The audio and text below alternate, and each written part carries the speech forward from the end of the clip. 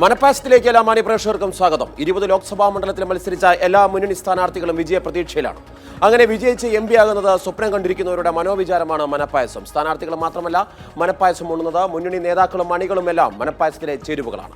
സംവരണ മണ്ഡലമായ മാവേലിക്കരയിൽ ഇത്തവണ കടുത്ത പോരാട്ടമാണ് നടക്കുന്നത്. കേന്ദ്രമന്ത്രിയായ കൊടിക്കുന്നിൽ സുരേഷിനെ നേരിടുന്നത് സ്ഥിരം എതിരാളി ആയ ചെങ്ങറ സുരേന്ദ്രനാണ്. മാവേലിക്കരയിലെ മനപ്പായസമാണ് ഇന്ന് പരിശോധിക്കുന്നത്.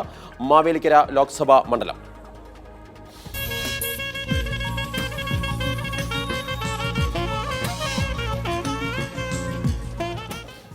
കൊടിക്കുന്നിൽ സുരേഷ് ശക്തമായ മത്സരം നേരിട്ടുവെങ്കിലും 2009 മാവേലിക്കരയിലെ ജനങ്ങൾ കൊടിക്കുന്നിലിനൊപ്പമായിരുന്നു. 50,000-നടുത്ത് ഭൂരിപക്ഷത്തിൽ RS അനിലിനെ പരാജയപ്പെടുത്തി കൊടിക്കുന്നിൽ കൊടി പാറിച്ചു. അന്നത്തെ മാവേലിക്കരയുടെ രാഷ്ട്രീയം തേടുകയാണ് മനപ്പായസം ആദ്യം.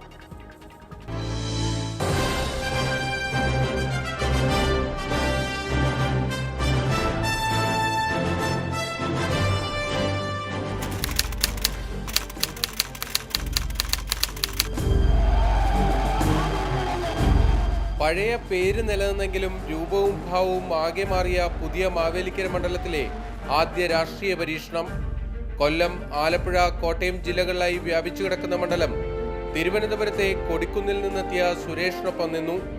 48,048 വോട്ടുകളുടെ ഭൂരിപക്ഷത്തിന് LDF-ലെ RS അനിലിനെ വീഴ്ത്തിയാണ് കൊടിക്കുന്നിൽ സുരേഷ് മാവേലിക്കരയിൽ നിന്ന് ഡൽഹിയിലെത്തിയത്.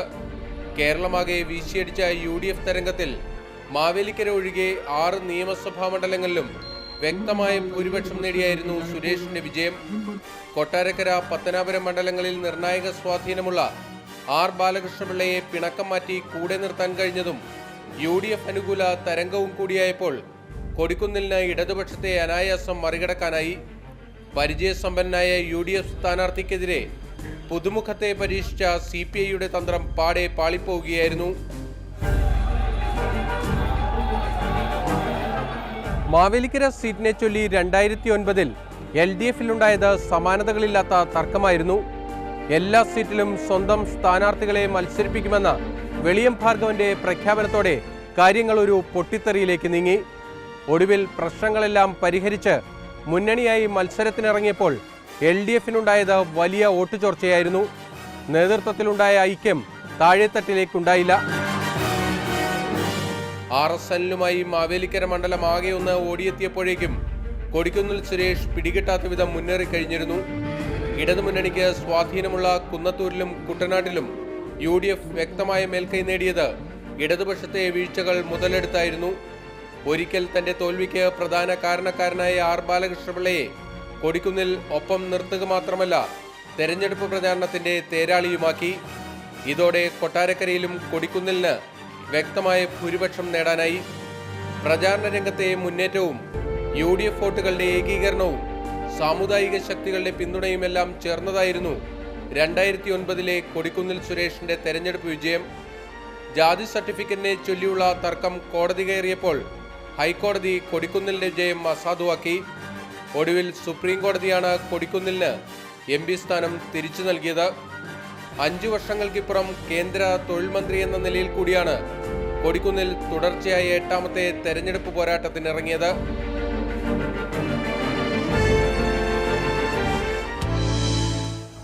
കാര്യങ്ങൾ ഇങ്ങനെയൊക്കെയാണെങ്കിൽ 2014 തെരഞ്ഞെടുപ്പ് കഴിയുമ്പോൾ സ്ഥാനാർത്ഥികൾ എന്താണ് പറയുന്നതെന്നാണ് ഇനി മനപ്പായസം പരിശോധിക്കുന്നത്. വികസന നേട്ടങ്ങൾ വോട്ടായി മാറി താൻ വൻ ഭൂരിപക്ഷത്തിൽ വിജയിക്കുമെന്ന ഉറച്ച വിശ്വാസമാണ് കൊടിക്കുന്നിൽ സുരേഷിനുള്ളത്. UDF ഒന്നിച്ചു നിന്നതിനാൽ കൊട്ടാരക്കരയിലും പത്തനാപുരത്തും ഭൂരിപക്ഷം ഉയരുമെന്ന് കൊടിക്കുന്നിൽ പറയുന്നു.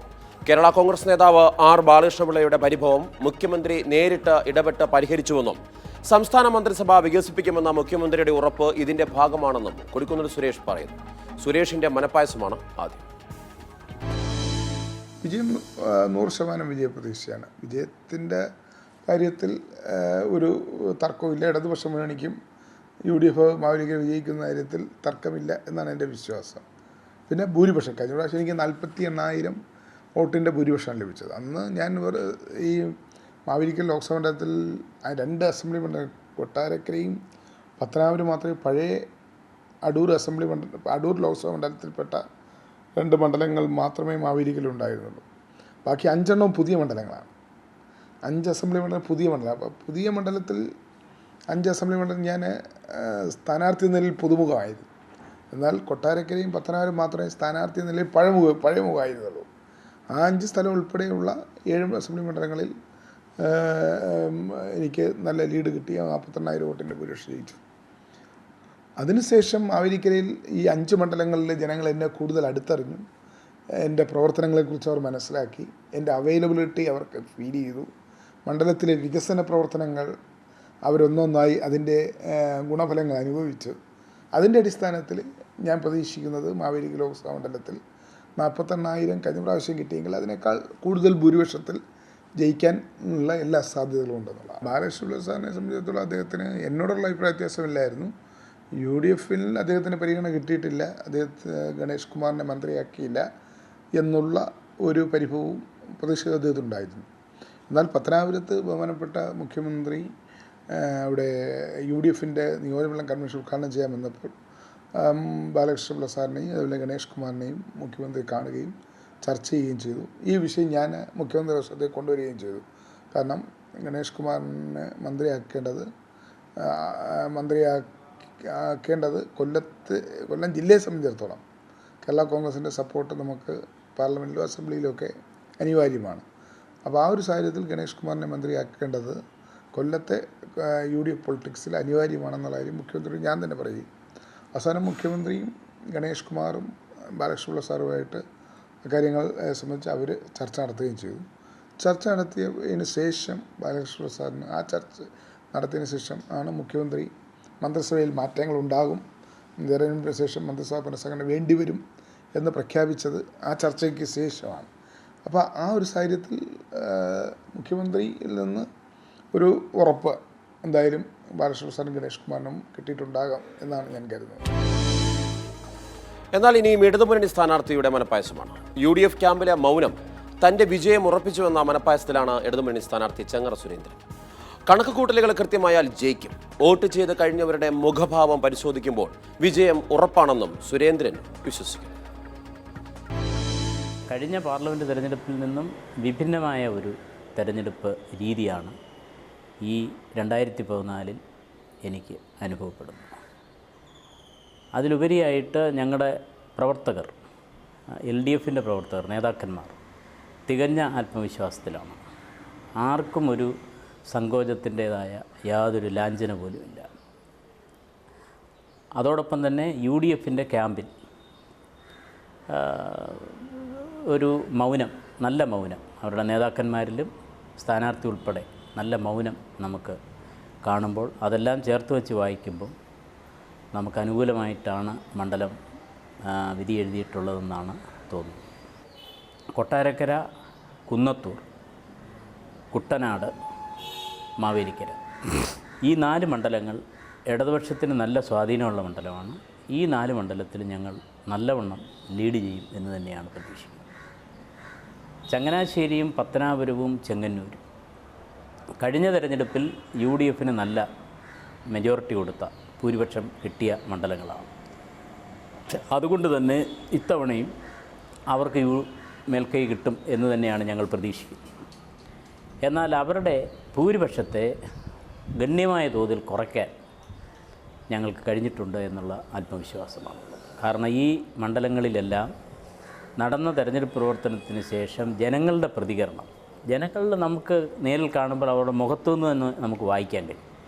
പിന്നെ നമ്മളോട് സംസാരിക്കുമ്പോൾ നമ്മളവരെ കാണാൻ ചെല്ലുമ്പോൾ അവരുടെ നമ്മളോടുള്ള ഒരു താല്പര്യം, ഇതെല്ലാം തെരഞ്ഞെടുപ്പിൽ ഒരാൾ എങ്ങനെ വോട്ട് ചെയ്യുന്നതിനെ സംബന്ധിച്ച് നമുക്ക് പഠിക്കാൻ കഴിയും, നന്നായിട്ട് പഠിക്കാൻ കഴിയും.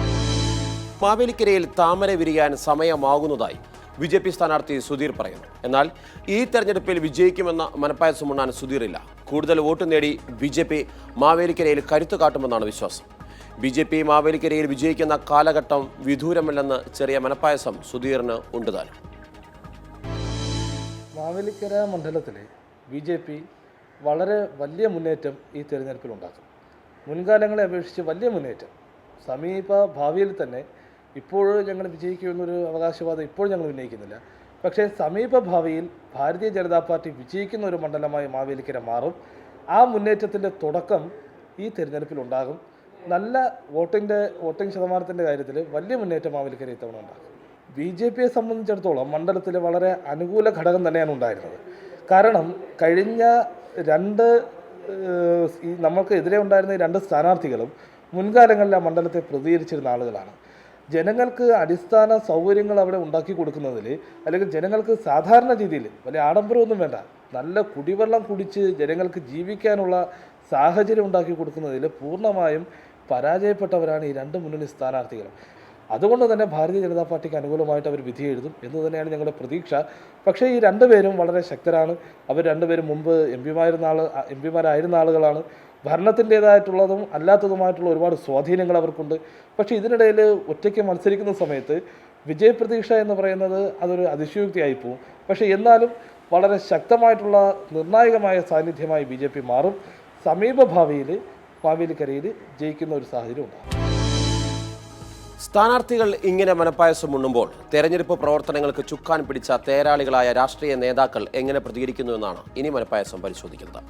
വോട്ട് എണ്ണിത്തീരുമ്പോൾ കഴിഞ്ഞ തവണത്തേക്കാൾ ഭൂരിപക്ഷത്തിൽ കൊടിക്കുന്നിൽ സുരേഷ് വിജയിക്കുമെന്ന് കണക്കുകൂട്ടി നിരത്തി UDF ജില്ലാ കൺവീനർ പറയുന്നു.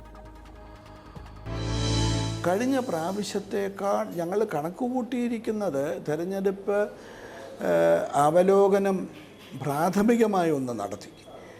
ആ പ്രാഥമിക അവലോകനത്തിൽ 50,000 തൊട്ട് 76,000 വോട്ട് വരെ കിട്ടും എന്നുള്ളതാണ് എടുത്തിരിക്കുന്ന ഒരു കണക്ക്. പക്ഷെ ഞാൻ ആ കണക്കിലൊന്നും ഡിപ്പെൻഡ് ചെയ്യുന്നില്ല. കഴിഞ്ഞ പ്രാവശ്യത്തെ ഭൂരിപക്ഷം അതിനേക്കാൾ 1 വോട്ട് കൂടുതൽ കിട്ടും എന്നുള്ളതാണ് ഞങ്ങൾക്കുള്ള ഒരു ആത്മവിശ്വാസം. പല ഘടകങ്ങളും ഇപ്രാവശ്യം ഐക്യജനാധിപത്യ മുന്നണിക്ക് അനുകൂലമാണ്. ഒന്ന്, ന്യൂനപക്ഷ വോട്ടുകളുടെ കേന്ദ്രീകരണം. 2, UDFിലേക്ക് RSP വന്നത് ശ്രീ കോവൂർ കുഞ്ഞുമോൻ MLA ആയിട്ടുള്ള കുന്നത്തൂർ മണ്ഡലം RSPക്ക് പ്രായണ ശക്തിയുള്ള മണ്ഡലമാണ്. കശുവണ്ടി തൊഴിലാളി മേഖലയിൽ അത് കൊട്ടാരക്കരയാണെങ്കിലും കുന്നത്തൂരാണെങ്കിലും പത്തനാപുരത്താണെങ്കിലും UTUCയുടെ തൊഴിലാളി യൂണിയനുകൾ ഇപ്പോഴത്തെ പ്രേമേന്ദ്രനും ഒക്കെ ശ്രീ അസീസ് നയിക്കുന്ന RSPയിലാണ്. ആ തൊഴിലാളികളുടെ പിന്തുണയും RSPയുടെ രാഷ്ട്രീയമായിട്ടുള്ള പിന്തുണയും കൂടെ ഐക്യജനാധിപത്യ മുന്നണിക്ക് ലഭിച്ചിരിക്കുന്നതിൻ്റെ പ്രയോജനം കിട്ടാൻ പോകുന്ന ഒരു സ്ഥാനാർത്ഥി ശ്രീ കൊടിക്കുന്നിൽ സുരേഷാണ്. എന്നാൽ കഴിഞ്ഞ തവണത്തെ അബദ്ധം ഇത്തവണ ജനങ്ങൾക്ക് മാവേലിക്കരയിൽ സംഭവിക്കില്ലെന്ന് ഇടതുമുന്നണി നേതാവ് അഡ്വക്കേറ്റ് V മോഹൻദാസ് വിശ്വസിക്കുന്നു. അദ്ദേഹവും കണക്കുകൂട്ടി പറയുന്നു. ചെങ്ങറ സുരേന്ദ്രൻ ജയിക്കും. ഇടതിൻ്റെ മനപ്പായസം. 3 മണ്ഡലങ്ങളിലാണ് കഴിഞ്ഞ തവണ ലീഡ് ഗംഭീരമായി സുരേഷിന് ഉണ്ടായത്. ഏറ്റവും വലിയ ലീഡ്, മറ്റ് ചെറിയ ചെറിയ വ്യത്യാസങ്ങൾ. ആ മണ്ഡലങ്ങളെന്ന് പറയുന്നത് കിഴക്കൻ മണ്ഡലങ്ങളാണ്. ചങ്ങനാശ്ശേരി, ചെങ്ങന്നൂർ, പത്തനാപുരം. അവിടെയുള്ള വോട്ടിംഗ് പാറ്റേൺ പരിശോധിച്ചു. അവിടെയും മറ്റു സ്ഥലങ്ങളിലും ആൺ പെൺ വ്യത്യാസം വിലയിരുത്തി ഞാൻ ചില സാമ്പിൾ റാൻഡമൈസ് ചെയ്തിട്ട് സാമ്പിൾ സർവേ നടത്തി. സ്ത്രീ വോട്ടർമാരുടെ UDF കേന്ദ്രങ്ങളിൽ ഉള്ള മ്ലാനത നമ്മളെ അനുകൂലമായൊരു ഘടകമായി വിളിച്ചറിയും. മാവേലിക്കരയിൽ പോളിംഗ് കഴിഞ്ഞുള്ള സാഹചര്യങ്ങളും സമ്മർദ്ദ ഗ്രൂപ്പുകളുടെ വിലയിരുത്തലുകളും വിശകലനം ചെയ്യുമ്പോൾ മണ്ഡലം ആർക്കൊപ്പമെന്ന് പറയാൻ കഴിയില്ല. ശക്തമായ മത്സരം നടക്കുന്ന മാവേലിക്കരയിൽ മനപ്പായസം എന്തു പറയുന്നുവെന്ന് കാണാം. ഇനി വോട്ടുകൾ കൂട്ടിയും കിഴിച്ചുമുള്ള അവകാശവാദങ്ങൾക്കപ്പുറത്ത് മെയ് 16-ന് എന്ത് സംഭവിക്കും? മാവേലിക്കരയിൽ ആര് ജയിക്കും? പോളിംഗ് ശതമാനത്തിലെ നേരിയ ഏറ്റക്കുറച്ചിലുകളൊന്നും കടുത്ത രാഷ്ട്രീയ പോരാട്ടം നടന്ന ഇവിടെ പ്രസക്തമാകില്ല.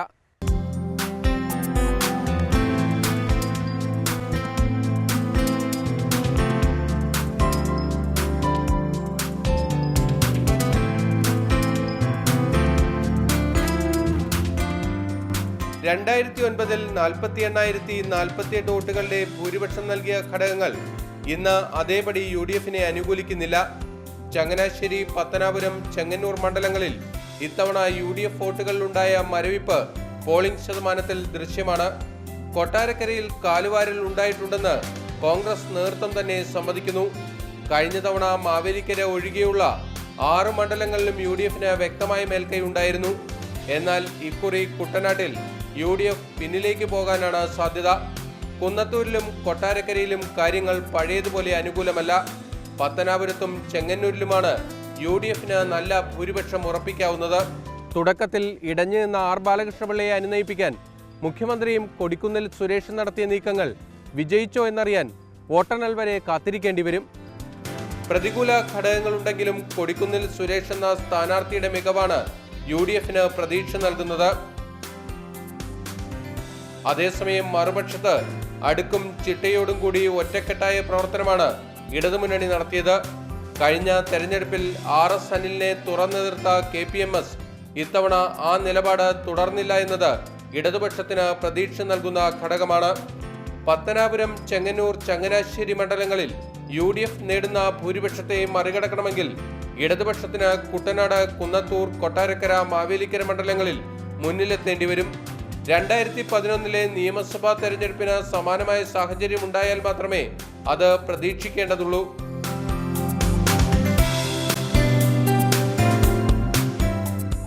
കഴിഞ്ഞ തവണ 40,000-ലേറെ വോട്ടുകൾ നേടിയ BJP 1,00,000-ലേറെ വോട്ട് പിടിക്കുന്ന സാഹചര്യമുണ്ടായാൽ അത് UDF-നാകും പ്രതികൂലമാകുക. എന്നാലും മാവേലിക്കര മണ്ഡലത്തിലെ അവസാന കണക്കെടുപ്പിൽ കൊടിക്കുന്നിൽ സുരേഷിന് തന്നെ നേരിയ മുൻതൂക്കം അവകാശപ്പെടാനുണ്ട്. അതേസമയം കഴിഞ്ഞ നിയമസഭാ തെരഞ്ഞെടുപ്പിൽ കൊല്ലത്തും ആലപ്പുഴയിലും LDF ഉണ്ടാക്കിയ അപ്രതീക്ഷിത മുൻതൂക്കം ഇവിടെയും ആവർത്തിക്കപ്പെട്ടാൽ മാവേലിക്കരയിലെ ഫലം മാറിമറിയും. മാവേലിക്കര മനപ്പായസം അവസാനിപ്പിക്കുമ്പോൾ മണ്ഡലം പ്രവചനാതീതമെന്ന് വിശദീകരിക്കേണ്ടി വരും. അടുത്ത ദിവസം മറ്റൊരു ലോക്സഭാ മണ്ഡലവുമായി കാണാം.